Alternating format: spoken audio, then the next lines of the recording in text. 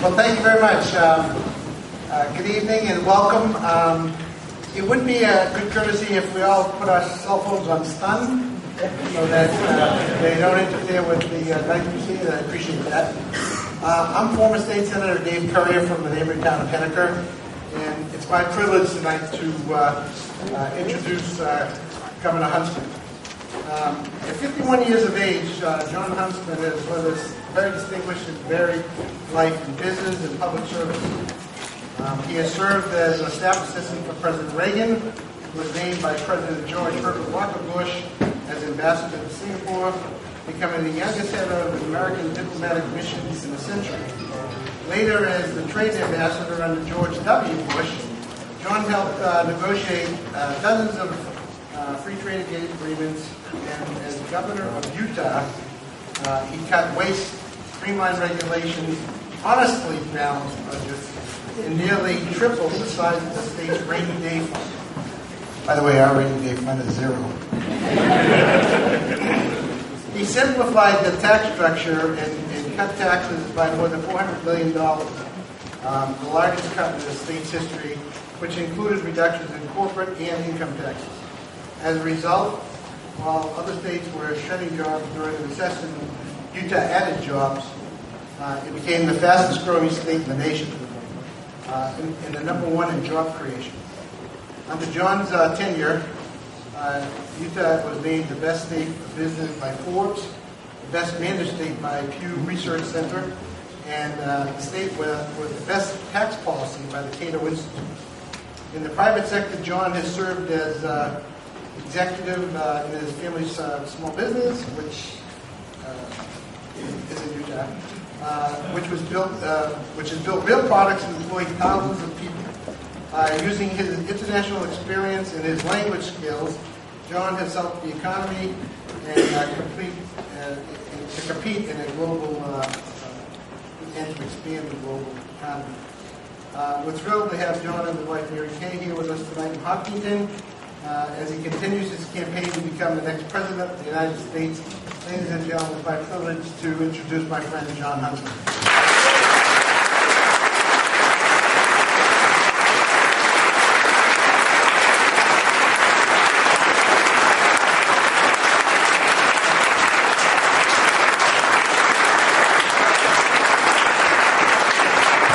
Ladies and gentlemen, thank you very much. I'm honored to be here. Dave, thank you for the invitation. All I can say is, nobody recognizes you without your pipe. May I say, ladies and gentlemen, that I believe in the New Hampshire primary?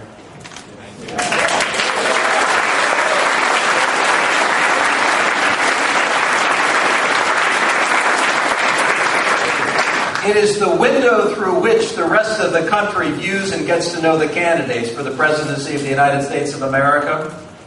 There's a little bit of artificiality that is built into the other caucuses. You know, you bust people in and you pay them per capita, you put them in your tent, you put Randy Travis on stage, you feed them a good dinner, and you ask for their vote, and who wouldn't give you a vote after that? And here we come to New Hampshire. I'm here tonight, ladies and gentlemen, because I believe in the importance of the New Hampshire primary.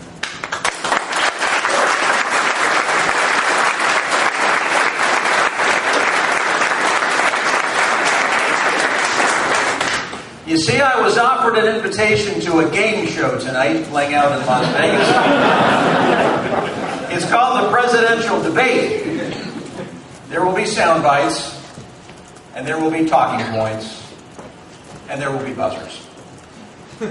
And then you'll probably have some people wander around after the show is over. I know my good friend Herman Cain will likely play the roulette wheel. And he'll be focused on getting that ball on 9, 9, 9.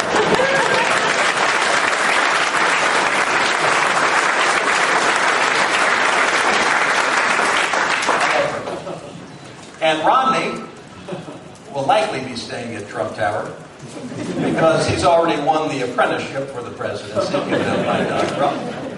And they together apparently can talk about how to create a trade war with China, which I don't have any time for. So I thought we'd come here together and talk about serious issues. Because I've also heard that what happens in Las Vegas stays in Las Vegas.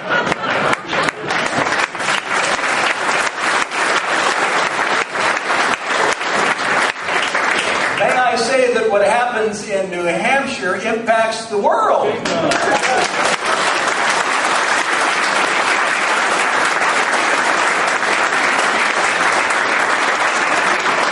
Delighted to be here with the finest person I've ever known. Greatest human being I've ever met. My wife, Mary Kay. Say hello.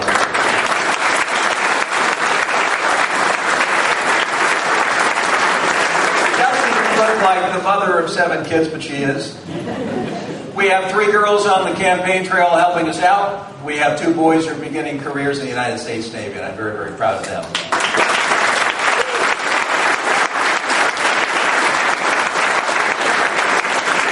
And I say, if they can do that, I can do this. And we have 2 little girls at home who are in school.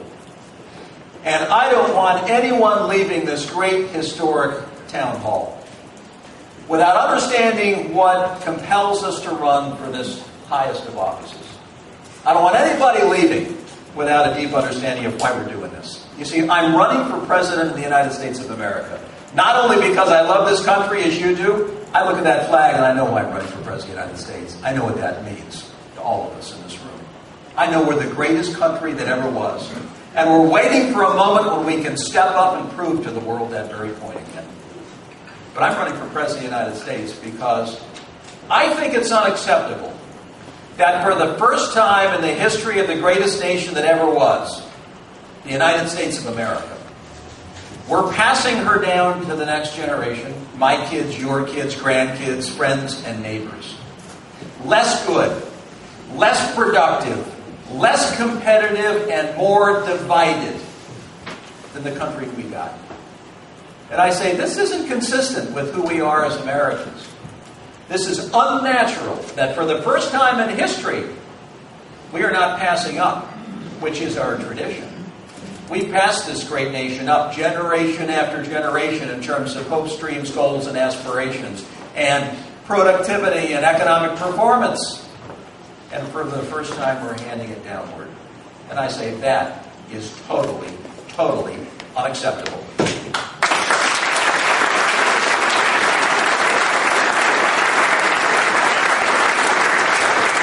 I say what to do. I've been twice elected governor. I've lived overseas 4 times. I've been an ambassador 3 times for my country. Most importantly, I'm just a dad. Trying to figure out life as a dad typically does, as your kids, wend their way through life's pathways. And I say, what do we do in this situation where the United States is in a hole? There are some things we can do. And I put forward some solutions. And I say, first and foremost, I want to recognize that we have a divide in this country. And I don't know about you, but it is unnatural, and it is unhealthy, and it is un-American for this country to be as divided as it is. And I say, a lot of it has to do with a thing called joblessness. When you've got 15 million of your fellow countrymen and women who are out of work, and millions more beyond that who are so dispirited they've just given up trying. Those are moms and those are dads. And those are families that have been shipwrecked by today's economy.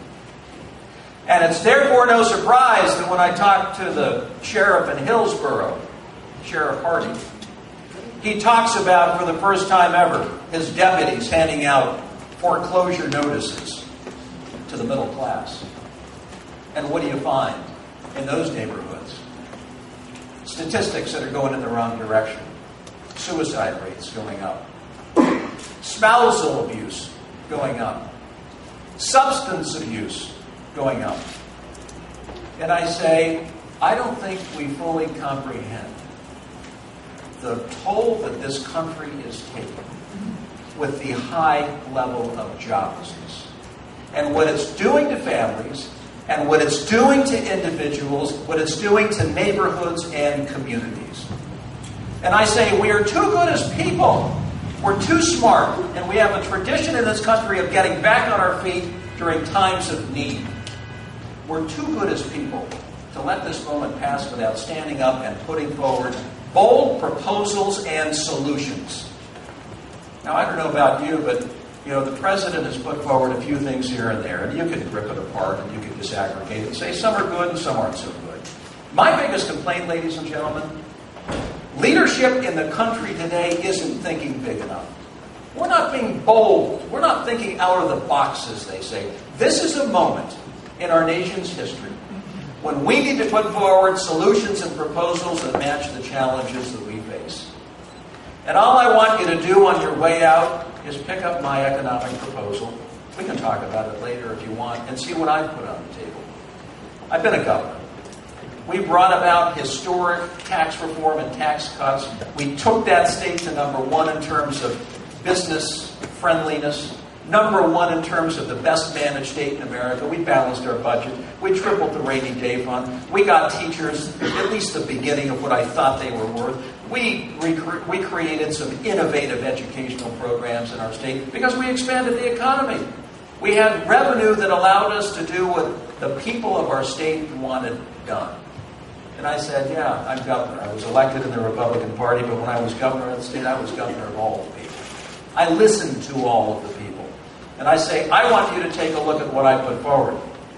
It's based on good, practical, common sense approaches to tax reform, to regulatory reform, which is a huge deal in this country now, ladies and gentlemen. When I talk to businesses, big and small, in different corners of this country, and they say one of the reasons that we're not employing and putting capital expenditures into the marketplace is because we have no confidence in tomorrow.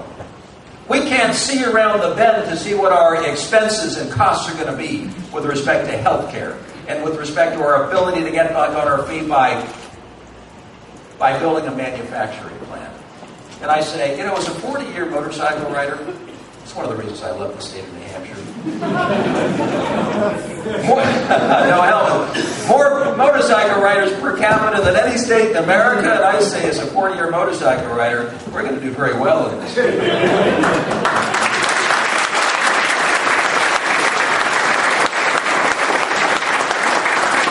But I feel a little bit like the motorcycle is stuck in neutral, you know what I mean? And you're trying to kick it into first gear and it won't go. This country is stuck in neutral. You get that feeling it's stuck in neutral? We want to go. We're ready. We think for the future, and we can't kick it into first gear. I want you to look at my economic proposals and see if it doesn't hit the mark. Number two, aside from economics, we need to be a little more skeptical, ladies and gentlemen, in this country about foreign entanglements. We've become spread a little bit thin over the last many years. We still have a little bit of the Cold War overhang. Remember George Kennan's worldview, 1946, the theory of containment? I look at the world and I say, having lived overseas 4 times, I say, all right, 50,000 troops still in Germany. Folks, the Russians aren't coming anymore. I say, we've been at the war on terror for 10 years. We've given our all in this war on terror. In fact, somebody asked me recently, Governor, what's the toughest thing you ever had to do as governor? Thinking I was going to say probably, a fight with the legislature or a major, legislative proposal or fixing the liquor laws in Utah, which everyone thought was impossible. We got it done. Largest tax cut, which we got done. Here's the hardest thing I have to do when I reflect on the price this country has paid over the last 10 years. And we have achieved some things, no doubt about that. But I traveled to Kabul, Afghanistan about 4 years ago.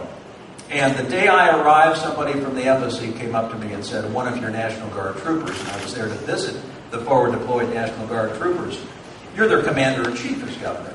And these are great men and women who have done 3, 4, and 5 rotations in some cases. But someone came up and said, one of your National Guard troopers was shot and killed the day before. Would you speak at his memorial service that night at Camp Phoenix, right outside of Kabul? Well, I never met Second Lieutenant Scott Lundell, but I went out to Camp Phoenix to speak about him and his service and sacrifice. Never had a chance to meet him, never will. But I mustered all of the strength I could get as I stood in this auditorium, there staring down his boots and his gun, and the things that were near and dear to him. Bedraggled, dirty, tired, uniformed soldiers in front of me, all there to pay tribute to Second Lieutenant Scott Lundell. And I did okay. I eulogized him. I thanked him and his family for his service, paying the ultimate sacrifice. And then I did something that was even harder than that. I took his personal belongings. Inside, there was a Bible, a personal Bible, letters from his kids, and tokens from the military that were near and dear to him. And I carried it home with me to Salt Lake City, Utah. And I delivered it out to his wife's home in the southern part of the city. I knocked on her door with the Adjutant General of the National Guard, 2-star Army General. She opened the door with her 4 kids. And I said, on behalf of the grateful state and nation, I want to offer my deepest, deepest condolences for the sacrifice your family has made. You've given the ultimate sacrifice. And I just want you to know how much we love you and appreciate what you've done. And I handed over his personal effects, gave her a hug, gave those 4 kids a hug. And then she turned to me and she said, without any hint of emotion, and I don't know how she mustered it, she was remarkable. She said, my husband died believing in what he was doing. And I thought, this is America. This is America, when families can give that kind of sacrifice.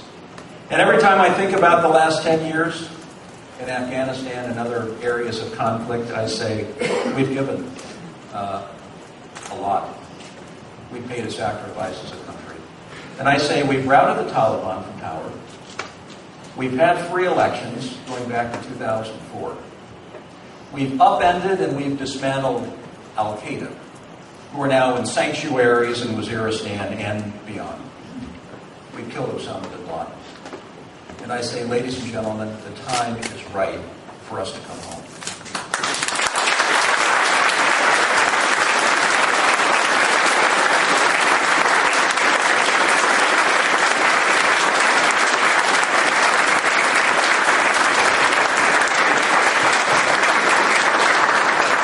I say we don't need 100,000 troops nation building in Afghanistan when this nation needs to be built.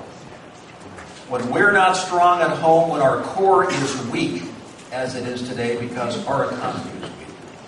We don't project the values that make us unique as a nation state. We don't project the values of liberty, democracy, human rights, and free markets. We've got to get back on our feet here in this country. We've got to fix our core if we're going to have a foreign policy that's effective. So I say, first and foremost, let's recognize the challenge in Afghanistan, which is similar to challenges that we'll have in other corners of the world. It's an asymmetric counter-terror threat. We don't need 100,000 troops on the ground. We need something there for intelligence collection capability, for special forces response capability, and something that can train the local Afghan national troops. We don't need 100,000 troops there.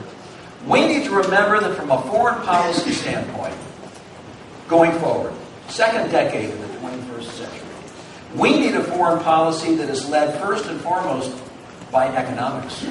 We need to engage the world. We need to trade. We need investment. We need to make sure that we've learned the lessons that a lot of other countries have deployed in the past with their foreign policy while we're protecting the land. You know, I'm reminded of Afghanistan, which I saw recently living in China. We protect the region. The Chinese go in and take the economic concessions. And I say there's something slightly wrong with this picture. Ladies and gentlemen, we need a foreign policy that leads with economics, that plays right back here to our core strength and that allows us to create jobs. Second, we need to recognize that we're up against an asymmetric counter-terror threat for as far as the eye can see in the 21st century. We need friends, we need allies, we need people who believe in this too, with whom we can partner. You know, Israel's going to stand up and say, economic development, security, counter-terror, we can relate to that. We want to be reminded, by the way, of what it means to be a friend and ally of the United States. Wouldn't that be a good thing? And you'll have India that will likely stand up and say, we can relate to that too. And you'll have several others. And that should guide our foreign policy, our defense posture, and how we spend in the years to come as we move forward. Ladies and gentlemen, let me just conclude by saying this. I've lived in China the last 2 years, 4 times overseas. Some people stand up and they say, that Huntsman guy, no way, no how. No way could I vote for that guy because he worked for a Democrat. I did. I worked for a Democrat. I also worked for President Reagan. I worked for President Bush. And I worked for President Bush. And I was raised with the philosophy that you put your country first. And when asked to stand up during a time of war and during a time of economic hardship and serve in a sensitive position for which you're well qualified, I'm the kind of person who's going to stand up and say, I'll do it. I'll help my country, and that is a philosophy, ladies and gentlemen, I will take to my grave.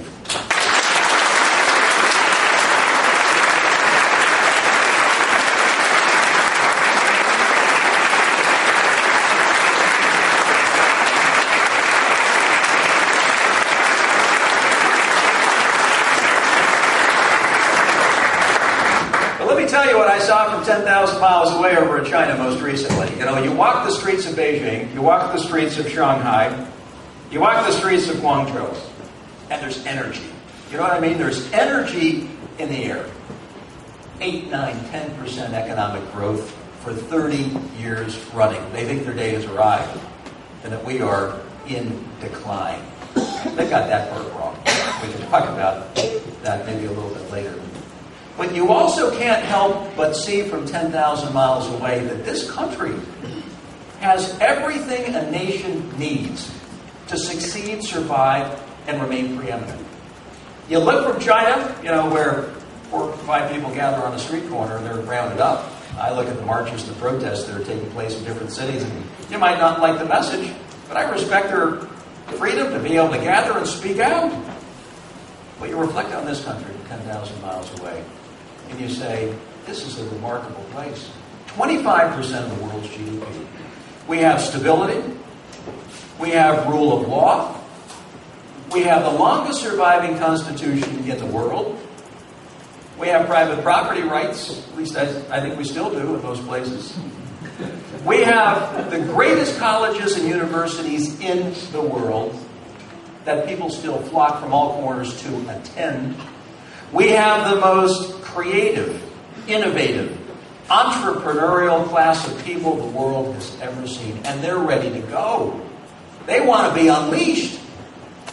We've got the greatest research and development facilities in the world, bar none. We have the bravest and most courageous armed forces I think this country has ever seen. And I say there's something fundamentally wrong with this picture.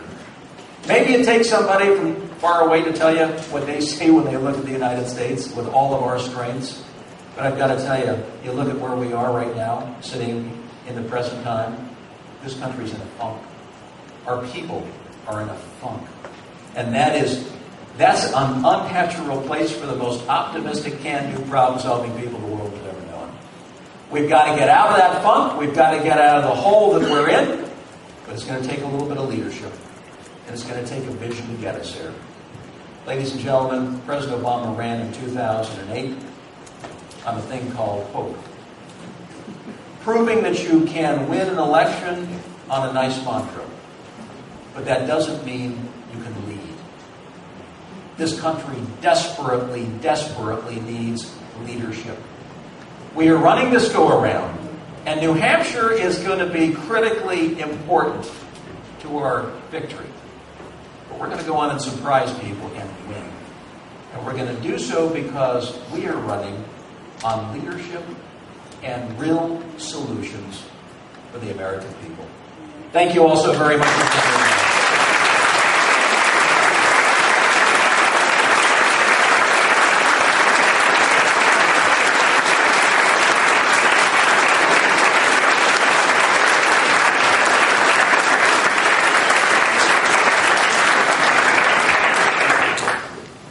Now I'd love to hear from you, which is what this is all about. Yes, sir. Right here. Yes, sir. Impressed by your CV, I had no idea. My question is this. I served in the country, congressmen, senators, and their staffs. They have an unbelievable retirement medical care plan like nobody in this room has. If you become our president, you actively turn them over so they can live on their Social Security, Medicare,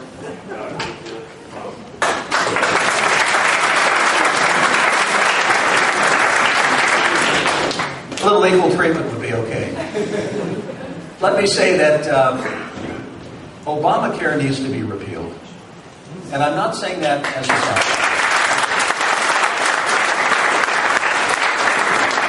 I hate political sound bites, and that's why I'm probably not a great politician. But I hate political sound bites, and I said, but I've got to tell you, Obamacare must be repealed. The people who are the experts who know it better than anyone else, who should be standing up and advocating for it, aren't. The people in the medical profession, the basic research community, healthcare profession, why? $1 trillion dropped on our economy over the next 10 years when we can least afford it. The mandates that it's putting on the individual states may be unconstitutional. What they're requiring states to consider in terms of Medicaid. The uncertainty that is being infused into the marketplace, where you've got businesses that are just sitting on their hands. And they're saying, no way, no how, because we have no idea what the costs are going to be around the bend. So I say, first and foremost, let's start with the idea that we've got to get out of Obamacare. And then people say, well, gee, Mr. Governor, what do you want to do? Well, I don't want a mandated system. I think we're already learning those lessons in Massachusetts about health care costs that are going up. For the average family, $2,500. Quality of care is going down. Emergency room visits are going up. What I would do, I would call together the 50 governors of this country.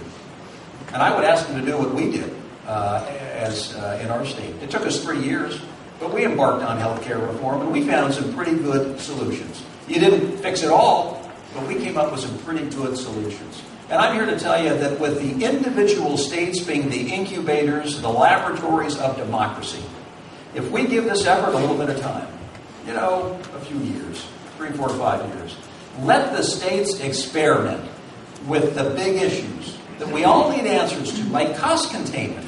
What do you do about cost containment when you have double-digit increases in terms of medical inflation? Wouldn't it be great if patients had a little more transparency as they walk into the doctor's office and have some say over what the procedures are? And I just go back to one example that I could cite from my shoulder surgery, which I would recommend for anybody. Rotator cuff surgery is mighty painful, and I've had it done more than once. But I went into the doctor to get a picture taken, who said, well, you have a choice. You can either choose an x-ray or you can choose an MRI. And I said, well, I've never given a choice before. So what gives? What are the cost implications? One is $100, the other is probably $2,000. And I say, well, wouldn't it be great if every patient, when they walk into a doctor's office where you're given, first of all, you're in a fairly intimidating environment. Language you don't always understand, and people that you've never met before, you just got to do as told. Transparency for patients in hospitals and a doc's office, I think, would be a great thing. Number 2, and we were the first state to do this in Utah, harmonizing medical records. I didn't quite understand what this meant in terms of taking costs out of the system, which has to be a goal first and foremost. When you look at healthcare reform, or the healthcare industry, just reflect on that for a moment. $3 trillion, the size of the GDP of France, and any expert will tell you that 50% of that $3 trillion is superfluous or needless spending. And so you get right back to cost. How do you take the cost out of healthcare? So, transparency for patients is one. Number 2, harmonizing medical records. So what does that mean? When I sat with doctors around my boardroom office as governor, and I said, if you could all wave a magic wand, what would you choose to do?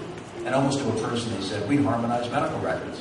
I didn't quite get that part. And then my daughter, who's juvenile diabetic, she said, well, here's the deal. She's been to probably a dozen doctors during her lifetime, and in each case, they prescribe something different. They give her a different course of treatment. The costs escalate as opposed to looking for the most efficacious course of treatment, that which has worked in the past.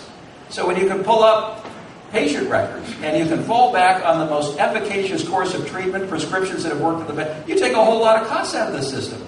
Third, as it relates to insurance, we decided we needed to close the gap on the 13 to 14% uninsured. And the only way that you were going to get there, realistically, is to have an affordable insurance policy. We go round and round on closing the gap on the uninsured. All the while, the answer is right out there. You need an affordable policy to begin this journey. So half of our uninsured, we're the young immortal population. 18 to 35-year-old population. They're never going to die, so why do they need health care insurance? And even if they did, how would they pay for it? There was nothing there to afford. So, this took some time, but in sitting down with the insurance industry, something they didn't necessarily want or like, we basically hammered down to an affordable policy, a bare-bones, stripped-down, almost catastrophic coverage policy that we made available. We didn't mandate it. We created a connector in which people could be connected with policies that were right for them. And although you're not going to close the gap overnight, I'm here to tell you that in the years to come, I think the preference of people in this country will be to find the right fit for them from an insurance standpoint. Don't force me into something. Let me choose. Expand the marketplace. Expand the options. So that's exactly what we did in Utah. And I'm here to tell you that in the years to come, I believe that this is the formula that is going to best serve healthcare reform and long-term insurance costs, which are escalating and skyrocketing. But finally, let me just say this, there's a personal responsibility aspect of healthcare as well.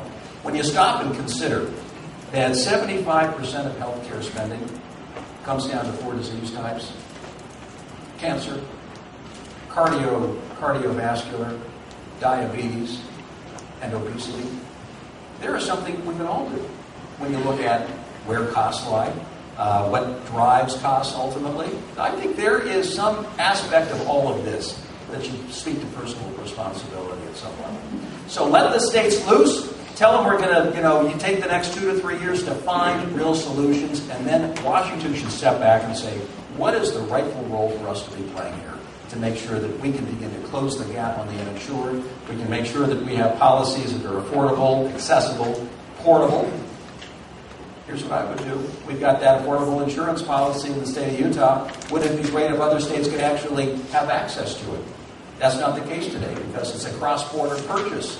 You're not allowed to purchase cross-border. So Washington step back and say, let's free up the marketplace. Let's allow access to affordable insurance policies. All the while, you're going to see the marketplace begin to compete, which would be the best thing that we can see happen on the insurance side of the ledger. Thank you.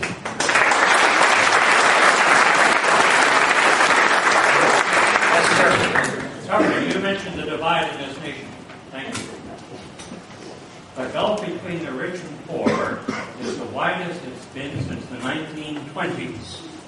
And there's an increasing concentration of wealth in this nation. The top 1% now controls more than 1/3 of the nation's wealth, partly because of tax cuts for the rich. In the last 3 decades, the share of national income for the top 10% has doubled. So, this is squeezing the middle class and lower income. The number of children in poverty is increasing. No wonder people are angry on Wall Street and across the nation, around the world for that matter. So, I'm wondering, are you concerned about that increasing concentration of wealth? And would you support increasing the taxes on those that are most privileged and wealthiest in this nation?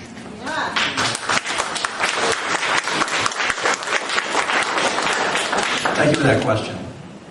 What concerns me is we don't have enough in the way of opportunity, economically speaking, for all people in this country.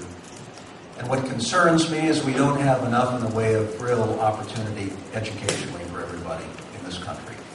What I want to do, what I would do, is what I did in the state of Utah.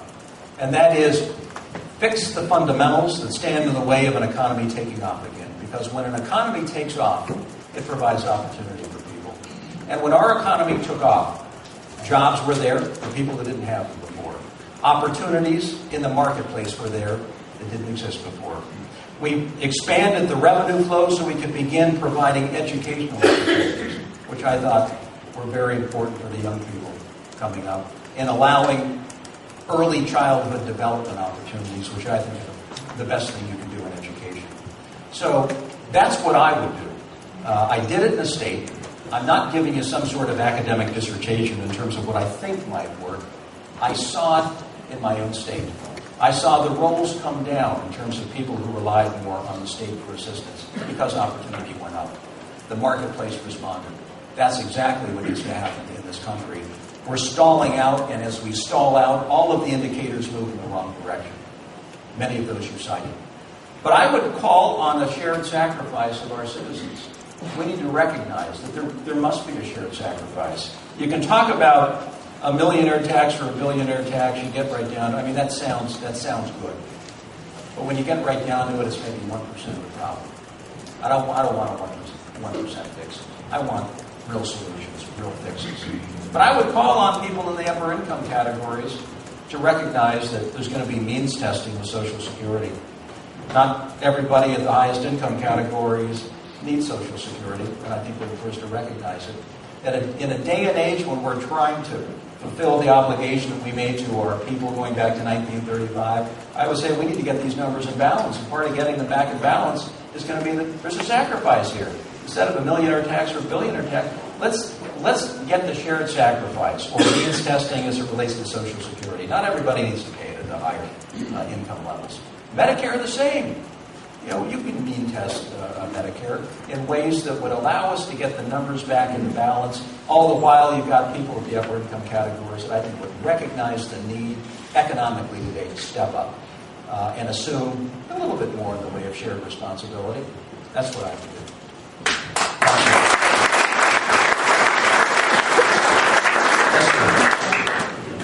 With the recent events in Iran and the assassination attempt of the Saudi Arabian ambassador, what would be your plan for securing our borders?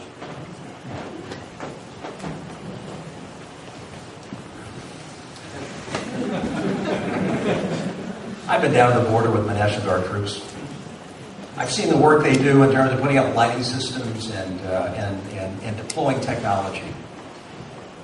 At some point soon, this nation is going to have to, I think, deliver to its citizens a secure border. I don't think there's any way around that. Now,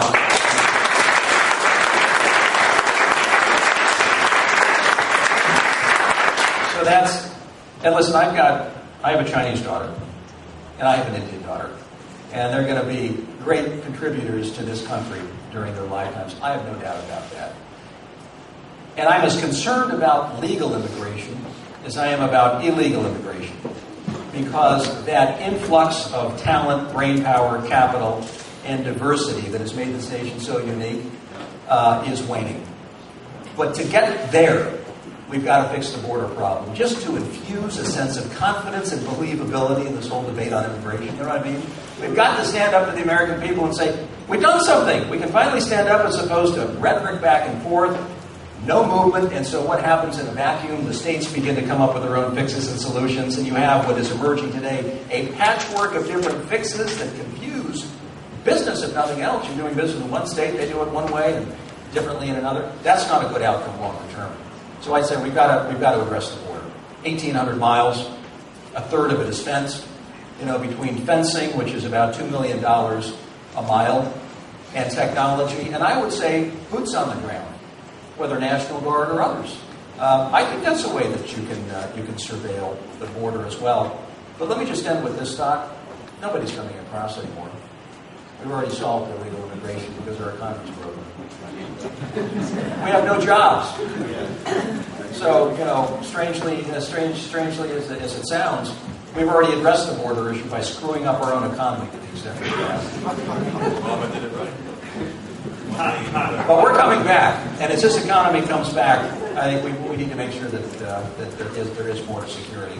But let me just take a step beyond that, because I gave a foreign policy speech the other day. I wish everybody paid attention to the details you roll out in these speeches, but oftentimes it's on to the latest campaign drama, who said what to whom. But part of what I said was a major plank in our foreign policy going forward needs to be a Western Hemisphere strategy. Needs to be a recognition of the cancer that is metastasizing in Mexico with narco trafficking and corruption. And it's getting out of hand, And it's right up against our border, and it's gone over our borders in some cases. And I say, we need a fix. We need to deal with this thing. If we're focused on Afghanistan, focused on Libya, focused on other, and meanwhile our own backyard is coming to pieces, that doesn't serve our interests longer term. That's long-term harmful and deleterious. So I say, what to do? Well, I reflect on what we did in Colombia under President Uribe. Most recently, he's no longer in power, but we had the Colombia Plus program. Military to military strengthening of the relationship. Law enforcement to law enforcement. And worked on a rule of law program there. And what did it do? It addressed, in part, the problems in Colombia. We need to do the same thing in Mexico. We have some collaboration, on the law enforcement side. We need to do more. I'm very concerned about our own hemisphere. With Canada, let's work on natural resources, getting more fuel to fire our economy so we're more energy independent as a region. In Mexico, it's a different issue. We've got to address that one head on. Thank you.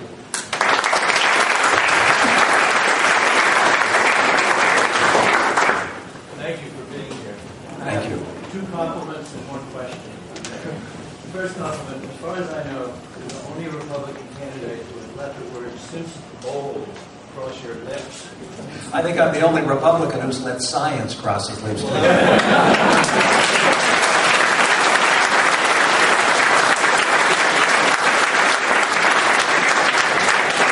was my second compliment. I jumped the gun on that. But the question relates to that second one.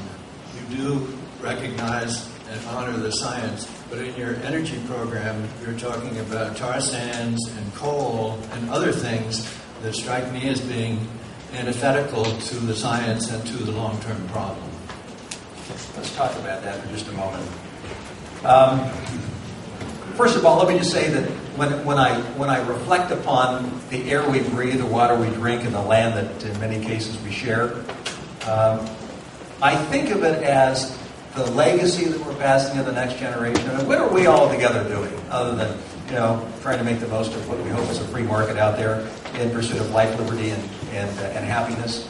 Part of what we're doing is packaging who we are, our values, the sense of humanity, and handing it down to the next generation. And I ask all the time, sort of rhetorically, what are we handing down to my kids and your kids? What is it that we're handing down that is better than what we got? And part of it is this very issue.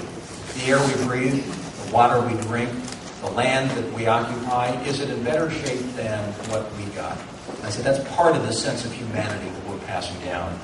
And I say I read the science, I defer to those who are professionals in this particular area. And when you've got 98 of 100 climate scientists who are kind of saying one thing, I tend to think that we've got at least some sort of consensus. And I think back on a cancer institute that I was involved in building and was president of for a while. If you had 98 of 100 oncologists who came to you and said, we've got an approach on prostate, colon, or breast cancer we think is most efficacious, we'd say, hallelujah, that's science speaking. And so, we raise our kids, to go get a good education.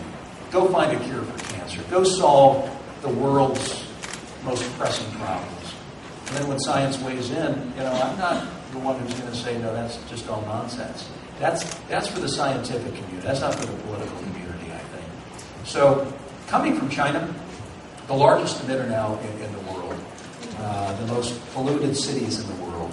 I know Delhi and Beijing were voted last year as the two most polluted. Now, believe me, I feel that. I would walk my girls out of our home there, walk them on the bus, and sometimes you couldn't even see across the street. It's cars and it's coal, primarily. And it gets up into the atmosphere or the jet stream, and some of it ends up on our western shore as a country, and some even blows inland. And I say, let's recognize first and foremost that this is an international problem. We can only deal with it unilaterally to some extent. We've got to realize that other people have to be involved in this discussion. And what concerns me right out of the chute is that the science that we're reading and interpreting, in some cases, is different between the United States and China. We need some leadership that says, folks, we're going to harmonize science. We're going to get some working groups together that can at least begin to interpret the science that we're looking at read what it means, interpret it together, and come up with some solutions that are common, as opposed to the United States, talking about unilaterally disarming. So, you tax carbon, you tax this and that. When the rest of the world isn't paying any attention to it, we disadvantage ourselves economically, and I'm not prepared to do that. So I say, we're going to have to get to a point in time where the major emitters internationally are reading from the same benchmarks of science, and then we can move forward with solutions that make sense for everybody. In the meantime, I say there's going to be a whole lot of work from an R&D standpoint, already is, in terms of maximizing the sun and wind. I mean, ultimately, that's what's going to power us going into the future. We're not there yet. And it may be 20, 40, or 50 years before we get there. And I say, how can we get from point A to point B while creating jobs in this country, dealing with air quality, something that carries good national security implications? Let's use some of what we have here in abundance. And I say, if we can begin making the transition, just natural gas to begin this conversation, more in transportation, more in power and electricity, more in manufacturing, which today draws about 19% of theirs from natural gas. I say that would be a great place to start. And T. Boone Pickens, I was the first governor to sign on to the natural gas part of the Pickens plant. He knows this stuff pretty well. He said that's 500,000 to 1 million jobs that you're creating in the meantime, while weaning yourself from this heroin-like addiction we have to imported oil, where you see $300 billion per year go from our country to sometimes unpredictable and dangerous corners of the Middle East. And I say, those days are gone. Let's recognize where research is going to take us. Let's look at the emissions part of it and start working on science. It's more of an international approach. And let's start drawing from that which we have in great abundance. Fueling our future, getting our people back to work, and ensuring that we can become a little more self-sufficient.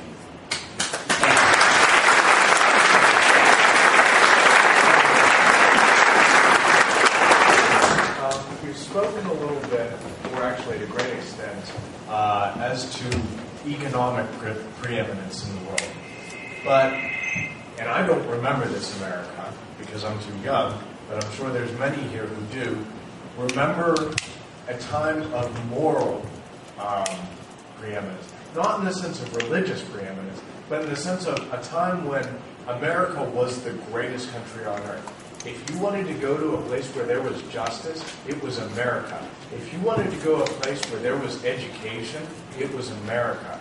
How, as president, would you try and bring America back to a place of preeminence in a moral sense, in a justice sense? Families and individuals can find their own level of morality.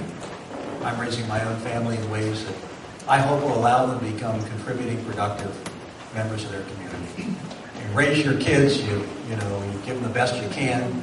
I've got 2 sons who have chosen careers in the military, and I say, that's a pretty darn good thing. I've got other kids who have chosen, their own pathways in life.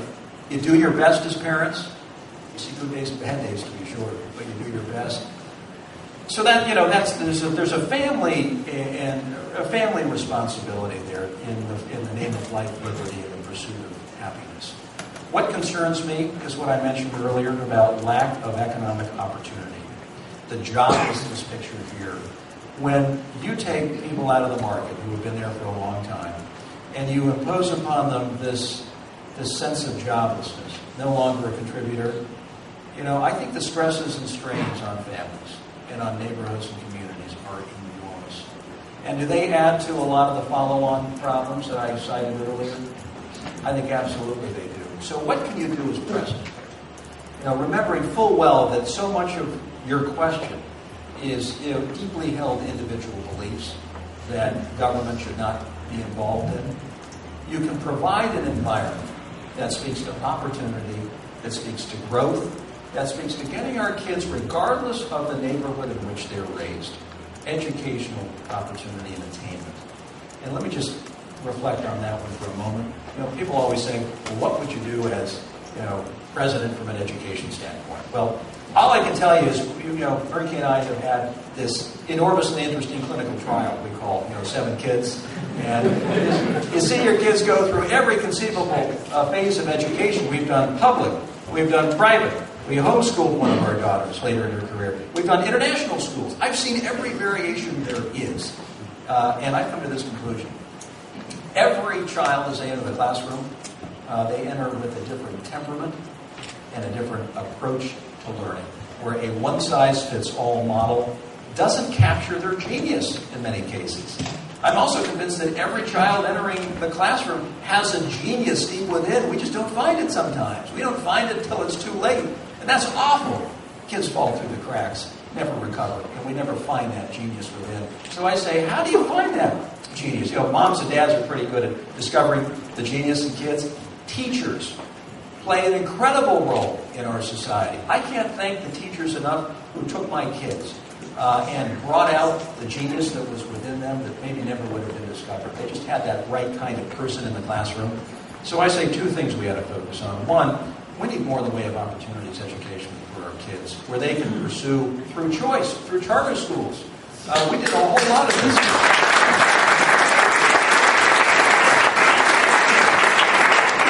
We did a lot of this as governor. I signed the first school choice bill in the United States, a voucher bill. And we expanded charter schools fairly significantly. So you have math and science and engineering. You have arts and music. You have a panoply of options for kids to choose from where based upon their genius they can go. And they can excel to the best of their ability. That's what I think really will make this country great from an education standpoint. That takes me to point number two, which is we need to capture these kids before it's too late. It doesn't take Piaget to explain this one to you. Before age 6 or 7, you need to lock in those pillars of literacy, cognitive development in math, in reading by age 6 or 7. Or kids are going to need remediation. They might fall through the cracks, or they're going to be less productive in the workforce. And I say if we can somehow refocus our energies educationally, we did this in our state. It's not always a cost issue. It's refocusing your priorities on the earliest phases of childhood development. Now, we've got a 5-year-old daughter. We have a 12-year-old daughter. And, the rush to get them to learn how to read and do math before 5, 6, and 7, they lock in those pillars of literacy. You've given those kids the greatest gift. You've given them literacy. And they're going to go on and become good students. And regardless of, the socioeconomic circumstances they might have come from. And I think they're going to be a much greater contributor in the workforce later on. And I'll just say number 3, I don't know how I got in the education thing, but I also think we need to focus on 21st century languages. We did what started out as an experimental program in our public schools to kind of back out French and German. Not that they aren't great languages, they are. They're great Cold War languages. And we infused therein Mandarin Chinese, which is my second language, and Arabic, with the idea that the world that these kids are stepping out into is a little different than the post-war world. They're going to be in a much different set of circumstances, and it's going to benefit them enormously if they have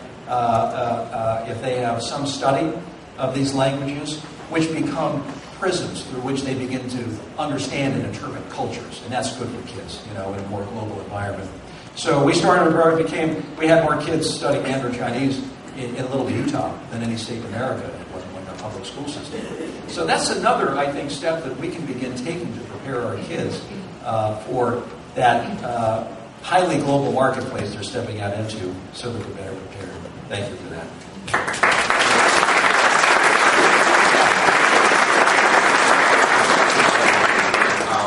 I have the privilege of serving in the New Hampshire House of Representatives on the Labor Committee, and we hear all the time about unemployment. And for example, in this state it's about 5, which is U1. But actually U5 is the unemployed, the underemployed, and the ones that have given up.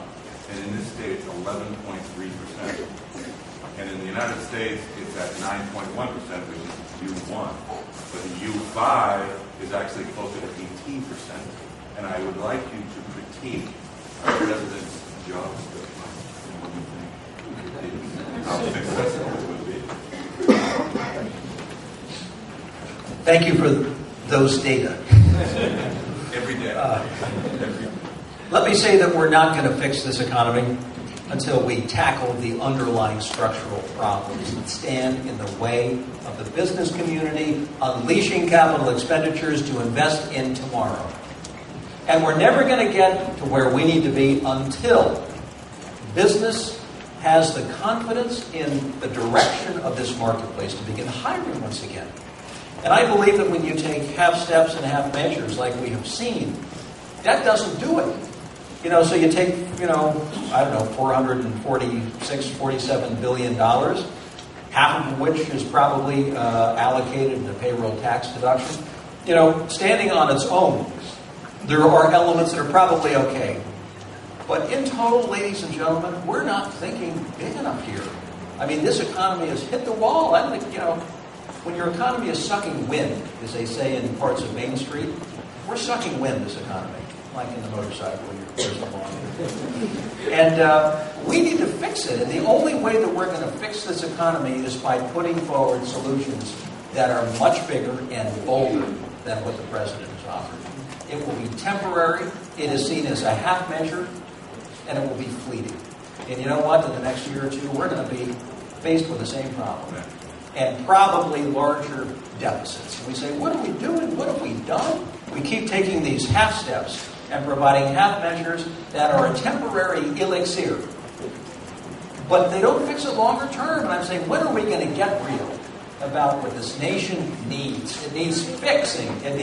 The underlying structural issues need to be addressed realistically. There are taxes, it's the regulatory environment, and it's our lack of energy independence, just to begin the economic discussion.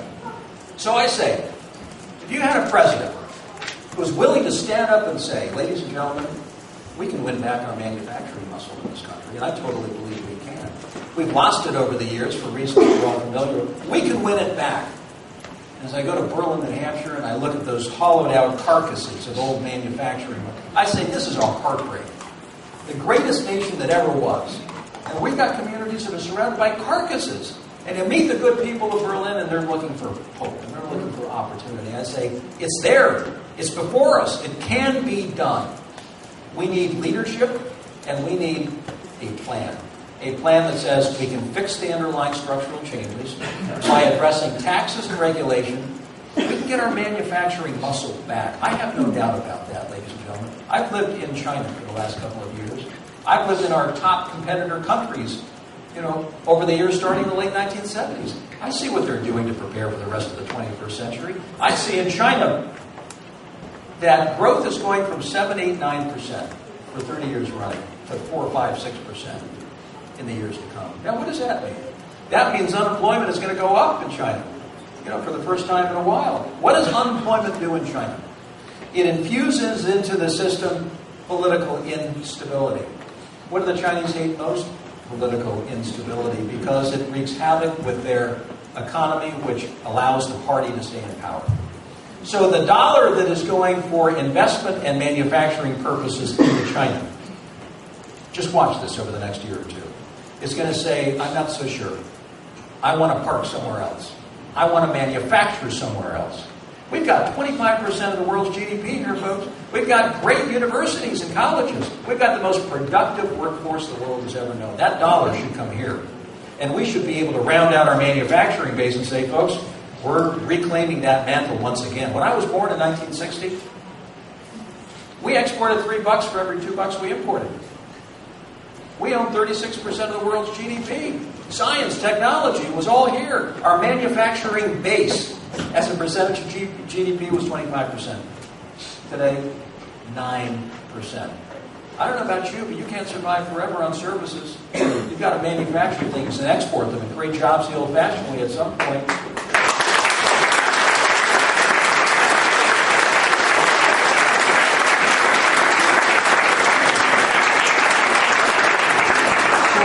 No doubt that we can rebuild our manufacturing muscle by making the right fixes on taxes. And what I put forward is not rocket science. It's a recognition of what this country can do and has been recommended from a bipartisan standpoint.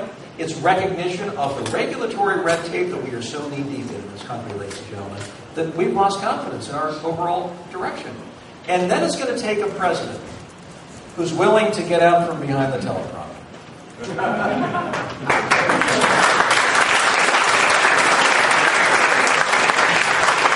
calling the Manufacturing Alliance, the Chamber of Commerce, and the Business Roundtable and say, folks, I know you've got capital expenditures that you're looking at deploying in all corners of the world. And I understand the reasons you're going to do that. But I'm asking you on behalf of the people of this great nation to go to your boards of directors and redirect that money here. And in exchange for that, I'm going to fix the taxes to the best of my ability. I'll go to Congress, and if I have you as help, that'll be leverage with Congress. And we'll put my plan on the first day that I'm elected in front of Congress and say, this is where we're going. We'll put our regulatory reform measures before Congress and our energy independence measures. That's what I will do for you. But in the meantime, I need you to believe once again in this nation as a manufacturing power. And we'll work on realigning workforce training and development. Of course we need to do that. Of course we need to get our local communities back on their feet, believing again in the power of this country, what it has done in the past and what it's going to do in the future. It's just a question of when. You wouldn't have one CEO leave that meeting and say, I think I'm going to Brazil. They'd go to their boards of directors. And they'd say, we've got a serious president here. And he has asked us to think first and foremost about the American marketplace for our capital expenditures. So if you can combine the bully pulpit that Teddy Roosevelt used to talk about, that's a powerful instrument. Without the teleprompter, of course. You speak from your heart and soul. That's what the American people want. You can combine that with some fixes that I have talked about and I want you to read about tonight when you take my plan home. We can get there. I have no doubt we can get there. It is the will of the people, but the political class is so divided. We've got right, we've got left, we've got finger pointing, and all the while the middle that typically takes the ideas and turns it into something, they've been hollowed out in Congress. Hollowed out. And I say, why was there such rancor around the debt ceiling debate? We have people. I was the only person on the stage on the Republican side who refused to accept the position of defaulting as a nation on our obligation. Can you imagine if this nation had defaulted a few months ago, what that would have done to retirement and 401k programs? 25% of the world's GDP, the greatest financial services center the world has ever known. We still set the rhythm for the world. It would have been catastrophic. That's where we've gone. That's where we've come in these discussions and debates. Just let it, just default.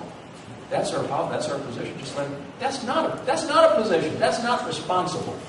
And I'm convinced that we're partially there because we've hollowed out the political middle, who would typically, in years past, hear the debates, get the hand on, and shape it into something that was actually doable, thereby doing the work of the American people, which is all you want done.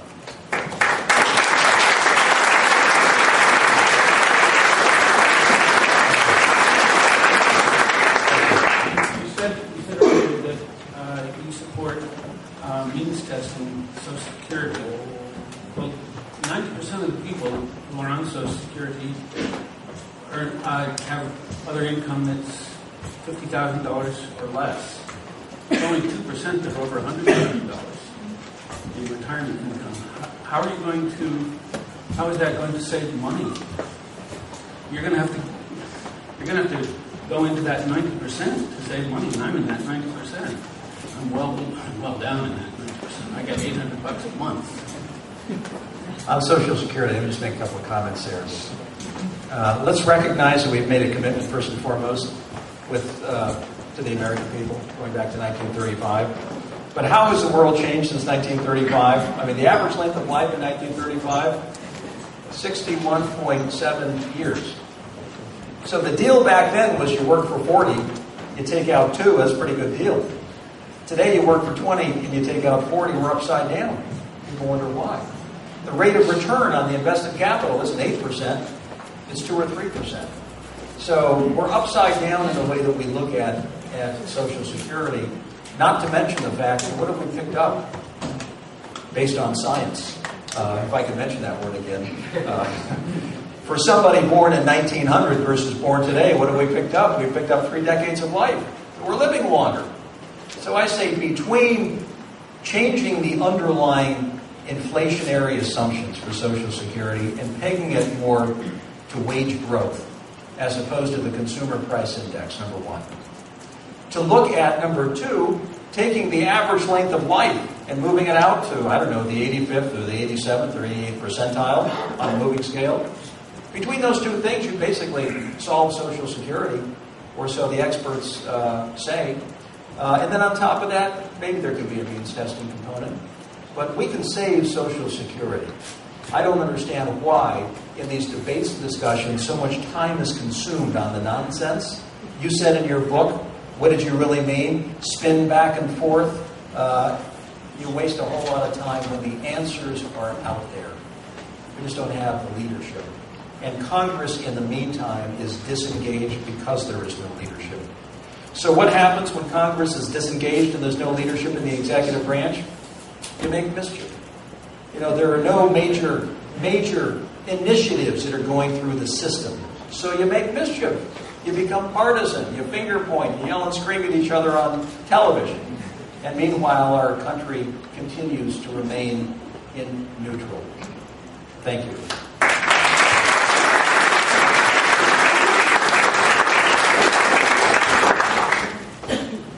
One of your proposals was to get rid of the capital gains tax. Now, Warren Buffett mentioned a while ago that he made about $62 million last year, and the majority of that was with capital gains. Now, he was complaining about paying only 18%. With your proposal, his tax would drop down to about 1%. Now, to me, this seems like this getting rid of capital gains is going to allow more of the wealth to go to the top 1%. I looked at it based upon what I thought would be best for growth in this country. A whole lot of investors at different ends of the income scale. What would be best in terms of firing the engines of growth, stimulating the economy and getting it moving? I took the Simpson-Bowles proposal, and I looked at it. I infused a few ideas from what I had done as governor, and I looked at some of the revenue that was going back into reduced debt, and I said, now I'm going to redirect that and just take the capital gains rate down, just to see, what happens in terms of the overall discussion here. So that's what I put forward to the American people, realizing full well that when you get to Congress, it all becomes a negotiation. But first and foremost, I was looking at this exercise as how to maximize growth. For a whole lot of people who are holding on to investments right now, a whole lot of people at different ends of the economic spectrum. Thank you.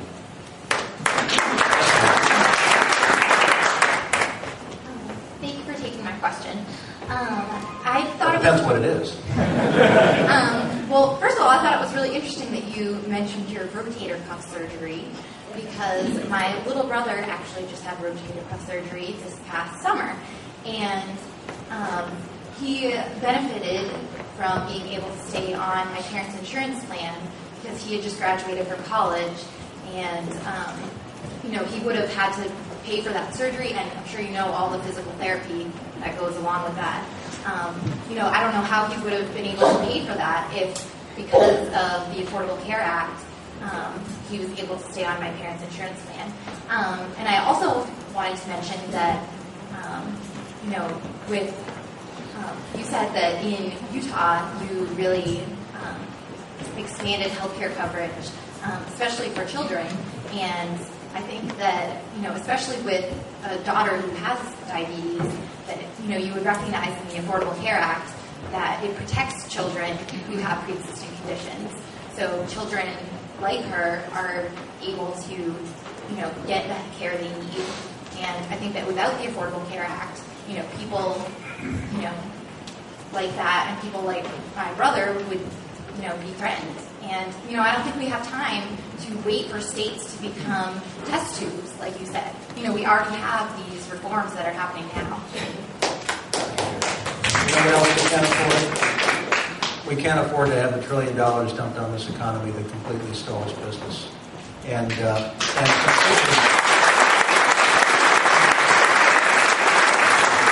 completely restores confidence in where we're going. Now, what we need are affordable health care policies. This is the one thing that we focused on in our state. It's an incomplete exercise in the sense that we haven't closed the gap on the uninsured. We want to mandate you can get that tomorrow, but that's not I'm not sure that's the right solution. I didn't talk about a mandate. I know, but I am. And I'm saying that's not where I want to go. You close the gap on the uninsured ultimately by offering affordable policies that are accessible, that are affordable, that are portable for people at all ranges of life. And again, I mentioned the young memorial population, the students in our state who couldn't access or afford any kind of health care insurance policy. So we started looking for ways in which we could address that. And I do believe that ultimately that's going to be a big part of covering people like your brother. And on those young kids who are some of the more vulnerable kids in our society, we put money into S-chip. We put money into S-chip because our economy was working and we could afford to take care of those kids. That's what I want to do for this country. I want to make sure that we have an economy moving along that is strong enough to sustain our needs over time. That's why I think first and foremost the president needs to focus laser-like on the fundamentals of getting this economy back on its feet. So, we tripled the rainy day fund. We went through tax reform. We went down to 2.7% unemployment at one point in our state. We became the fastest growing state in America because we had jobs. We made the numbers work. And when the numbers work, we started addressing, as you would a business. You've got to have revenue before you can take care of some of the things that the citizens really want to address. Otherwise, your numbers are upside down. Then you focus on teachers who, personally, I come from a line of educators. My grandfather was a great educator, and his father was a great educator. You want to pay teachers what they're worth. We're never going to get there, but I think you start the journey at some point.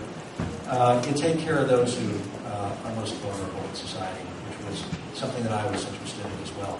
We made our economy work, and we can do a whole lot in that regard, and I want to do the same thing in this country.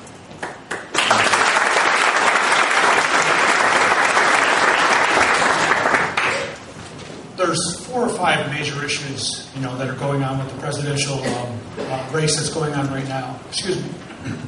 And of those 4 or 5 issues, what one issue do you feel you have a solution for that makes you stand out amongst the other Republican candidates? What one issue? You can pick your issue.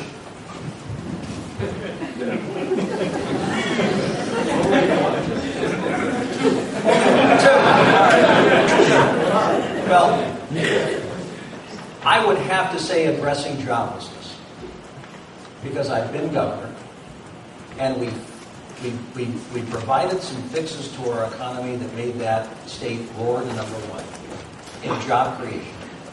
And in the best places in which I saw it happen.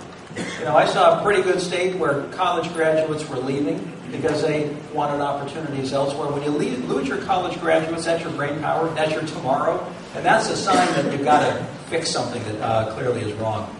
Because I know we can address this joblessness issue. I know that we can give people opportunity and upward mobility if we fix the fundamentals. And I know if we fix joblessness, we have better neighborhoods and better communities. And this country begins to focus on, its longer-term objective of life, liberty, and the pursuit of happiness. You can't have the pursuit of happiness, ladies and gentlemen, unless you have jobs. We don't have enough in this country. Number 2, I know that we can take care of foreign policy priority number 1. This may sound a little strange to many of you, and that is fixing our core. I can give you all the, academic answers to, how we might improve our foreign policy. But it starts right here at home. And when we're broken here, we have a weak core, and we have an economy that is sputtering out in terms of its own performance. We don't have a foreign policy. So I say, let's call a timeout, folks. Let's recognize that in order to maintain our preeminence in the world, we need to fix our core. I know I can do that. You do that first and foremost by getting the economic fundamentals right, addressing those structural problems that you face, looking at the map and saying, we need a 21st century foreign policy. And that foreign policy begins with fixing our nation. That radiates the goodness when it is strong. And we have a foreign policy longer term when we focus on economics as the driver. That which plays back here and creates jobs. And third, we need to secure this nation and its people and recognize that counterterrorism is going to be with us as far as the eye can see into the 21st century. That's not 100,000 troops in Afghanistan. That's being smart about where it exists subsidiary-wise in all corners of the world. Intelligence, special forces capabilities, friendships, and alliances that will serve our interests as we go forward. I know we can get those done completely, so I ask for your vote.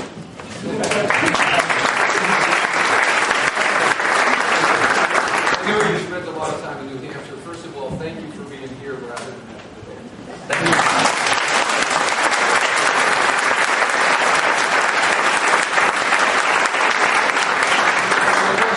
I'm sure you've heard a little bit about this right to work bill that we have going on in our state.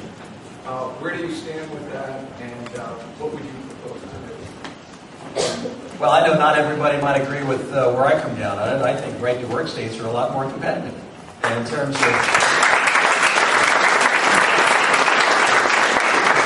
being able to attract the capital and develop the workforce and address 21st century competitiveness needs. I visited the Boeing plant in South Carolina, and I was aghast to find that the National Labor Relations Board has made pretty much a unilateral decision to close it down. And I say, gee, if I were a non-right-to-work state governor, I'd have real concerns about that. I mean, this is bad both for right-to-work states and non-right-to-work states, because I'd say the companies that are in my state or looking at investing here, the thought that if they wanted to go somewhere else to a right-to-work state, they could be penalized, they're not going to come to my state. And I say, so what is the fallback position, folks? The fallback position is China. You know, that's what we're doing to ourselves when we play these games. So I say, I come from a right-to-work state. I like what we were able to do in a right-to-work state. I appreciate all of the challenges and complexities that you deal with here in New Hampshire. I would put pressure on your good legislature and on your governor and make all of the right economic arguments that would argue in favor of a right-to-work status by drawing from the experiences that others have had, successful experience, and you can get it done. Thank you.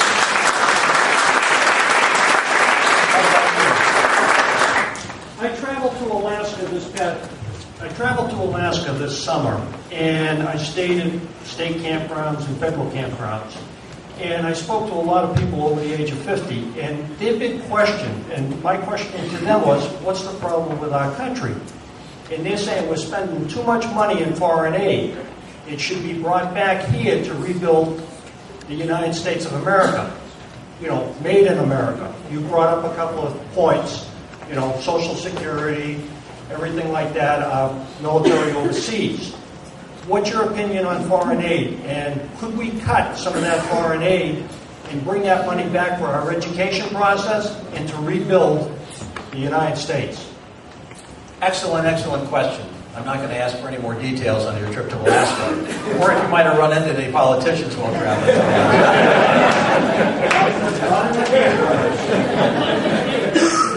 I would say this nation, even though it's 1% of our budget that is allocated to foreign aid, I'd say this nation cannot afford, like a whole lot of other things, to keep doing foreign aid the way we've been doing it. But one of the parts beyond just the finances is when you have a relationship like you do with Pakistan, which gets probably $3 to $4 billion per year. I say we have a transactional relationship at best. You know, this is kind of an outgrowth of the Cold War, when India was aligned with the Soviet Union and we needed a counterweight in the region. Pakistan was there. It then morphed into something else. So remember when the Aga Khan helped through Pakistan to open the door in 1972 with China. We had a very, close relationship with Pakistan. Henry Kissinger went to Islamabad. He got sick, allegedly. They spirited him to a PIA airline. He flew to Beijing and surprised the world in July of 1971. So and then it kind of went into the Soviet invasion, 1979, where we supported the Mujahideen rebels. And so we've had this strange relationship with Pakistan, where today the sum total of which is a $3 to $4 billion aid relationship. And I say today it's nothing more than transactional. We have some real structural problems in Pakistan right now, real structural problems. And I say, unless we can make the argument, first and foremost, that any aid that we are considering goes toward fixing our core, strengthening our own economy, freeing up the marketplace, allowing more export opportunities for people from this country. Unless we can make those arguments, I'm not going to be completely in favor of aid support. We can't afford it. But more than that, the aid money that just keeps going and probably is not totally easy to determine where it winds up at the end of the day. I say, let's just set a goal for ourselves. If we're going to offer aid money, and I've seen other countries who have offered aid money that always is tied to economics. And I say, if we're going to offer aid money, let's make sure that we get something out of it in terms of bolstering our domestic well-being economically and creating jobs right here at home. We're giving them money to buy weapons to kill our troops. That, in a lot of situations. Well, they had a lot of weapons already left over from the days of the Mujahideen. Now we find people, now that we're up against, who were some of the recipients of the lost rockets, for example. Ladies and gentlemen, it's been an honor and a privilege. Thank you for being so kind and considerate, turning out to an event where I didn't know whether we'd have 2 or 200, and reflecting on the importance today, and as far as we can see into the future, of the New Hampshire primary because of what it does in allowing the rest of the nation to get to know the candidates, what it is they stand for, who they are, because in New Hampshire you can't hide behind anything. There's no artificiality. It's the candidate and you. And that is something very, very special, and may it always be protected. Thank you all.